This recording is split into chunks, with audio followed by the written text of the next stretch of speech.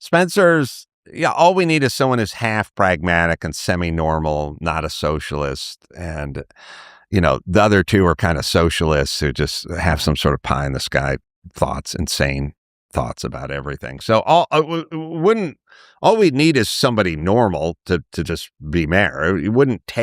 You could take a farmer from the 30s and just make him the mayor of Los Angeles and it would work out fine. It would be completely fine. A guy who's never even been inside downtown Los Angeles. Pull up a guy from Iowa off a farm from 1933, and he'd come in and run Los Angeles a lot better because he'd just go whatever's pragmatic. He'd go, how much you paying for the homeless people? $110,000 a year. What's your average income in it? 63. You're paying more for a homeless guy than the average income of people who are working, and that's all it would take. Yeah, they're just a pragmatist. What do you think his chances are of winning? He seems to have all the momentum, and he's running against two dangerous dopes, but there is a Democratic machine in Los Angeles and in California, and that machine always wins. And it's kind of weird. Like you go, is it all mail-in or is it voter fraud or like what's going on that they just always win, even though everyone seems to think the other person's going to be better for the state or the city. So there's a part of me that goes, I love the guy. He's got all the momentum. Everyone seems to be pumped up about him. On the other hand, the machine always wins, and so I have to kind of balance those two thoughts. I think it's going to be different. Now, what's interesting is I hope he wins. I'm badly. looking at the polls. You are. And when I see Nithya Raman at the top leading, I just tend to think that is manipulation. That is someone on her side that's placing a big bet, moving the odds. She gets way more than, let's just say, if that bet were a $50,000 bet to move the needle, she gets way more than that with free exposure. Everyone says she's leading. Everyone says, oh, let me look into her. Well, what you're talking about is part of the machine that I'm talking about. It's not all just fake votes. It's like part of the entire gestalt of the Democratic machine in California. I think he has a really good shot of winning, and I think he's going to upset a lot of people who think he doesn't have a chance. I believe you.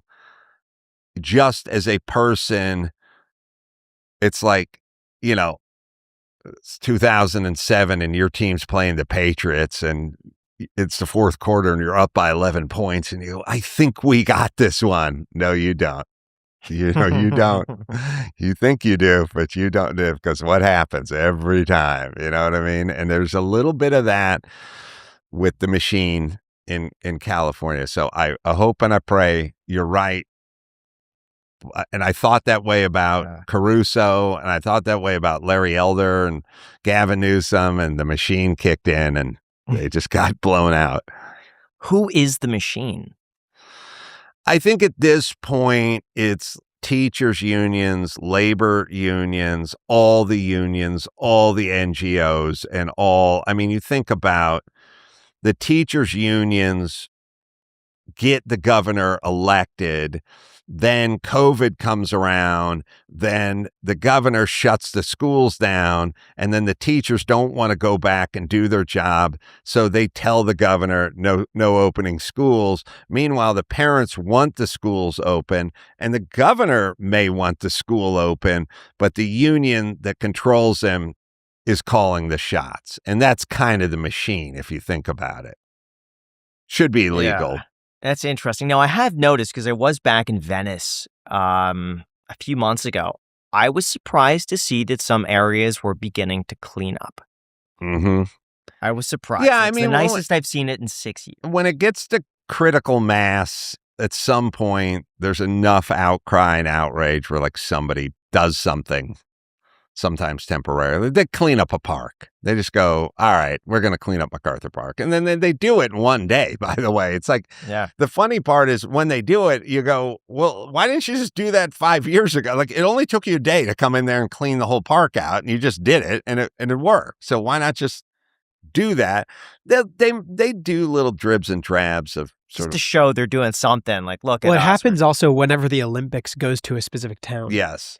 Then they clean up the entire Oh, town gotcha. beforehand, and then every resident is wondering, hey, why was this not done beforehand? But this is like a common theme. Like it's happened several times. So we need Yeah. the Olympics every year, Yes. basically. just Yeah, to or keep the it going. or the president of China needs to swing by San Francisco and they'll Yeah. clean it up. They will clean it up if a dignitary's coming in, Yeah. or World Cup or whatever. If you were to make some predictions of the future, because you have a tendency to be right with your predictions, what do you think is going to happen?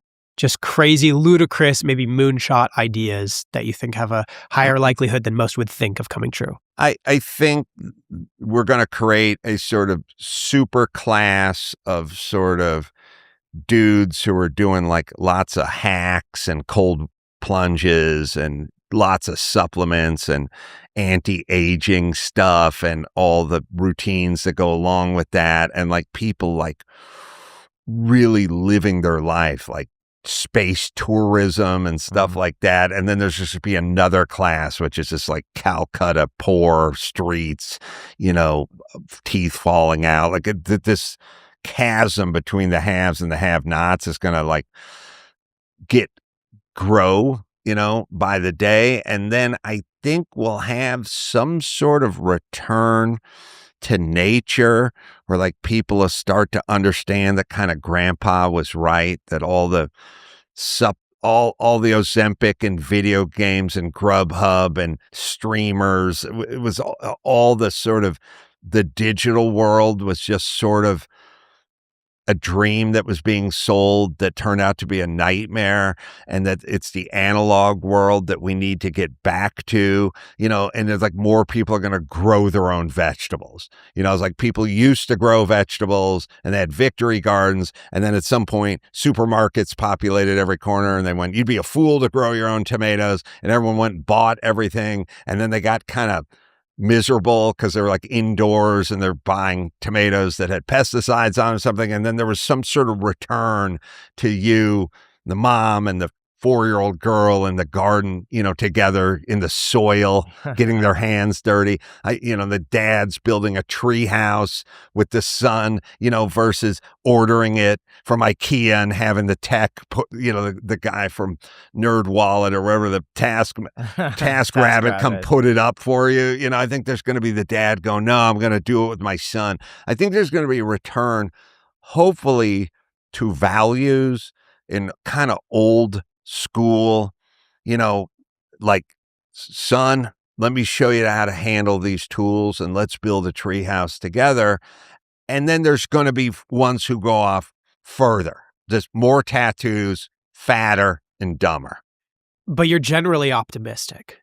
I am, in that if you would like to just work hard, it's a pretty good time to be alive. Like, you can get a lot done, but there's always going to be a group that just does not have enough agency or self-discipline for that. What about AI? People speculate that robots, humanoid AI robots, are going to get so cheap, everyone will have access to one. Then you'll have people that are very poor, can have access to the nicest meals, daily massages, that they will put up whatever TaskRabbit was going to put up. Like, humans will not have to do jobs like TaskRabbit because labor will become so inexpensive.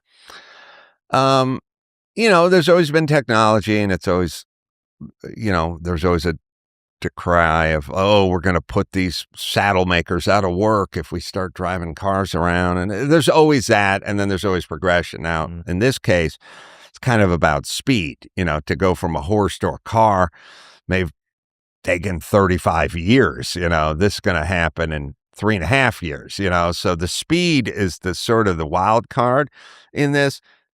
In general, if you are adaptive and kind of willing to work hard, I think there's going to be a place for you in our society. And I don't think self-driving trucks are going to mean that we're going to have millions of people that are living in squalor because they used to drive a diesel. Let me take a wild guess here. You have not got a Father's Day gift yet, and it's June. The date's coming up. And by the way, we know that dads are impossible to find gifts for because they seemingly have everything they need, but that is why we've partnered with our friends MagBack to get you 15% off the entire site when you use the link and code down below in the description. They have gifts that your dad will actually use, like the MagBack Elite case. There's a built-in finger loop for your grip, side rails so it doesn't slip, a kickstand that folds right in, and magnets strong enough to snap onto any metal surface, desk, car, wherever. And you could also pair it with the MagBack Smart Wallet, which snaps right onto the back of your phone. It holds your cards, and you could even ping it in the event you'll lose it and want to find out where it is. This is actually so embarrassing, but I kid you not, I used to have 2 wallets. Because I would lose my main wallet so much, I would have a second wallet with a passport card, credit cards, and cash, and I kid you not, I'd use it probably once a month. But with my MagBack, all I have to do is ping it on my phone, and boom bada bing, I know where my wallet is, and I have not lost my wallet since. It's incredible. And if you want to go further, they have multi-chargers, car mounts, Tesla chargers, key tags. There's something for every kind of dad. So get a gift your dad will actually use this year with MagBack. The link is down below in the description. And if you use our code, which is shown on the screen right now, and also down below in the description, you will get 15% off your entire order. And just make sure you order it before the 17th of June so your package will show up with enough time. Again, the link is down below in the description, as well as a code for 15% off your entire order. Happy Father's Day. I am so confident your fathers will absolutely love everything from MagBack. Thank you to MagBack for sponsoring this clip.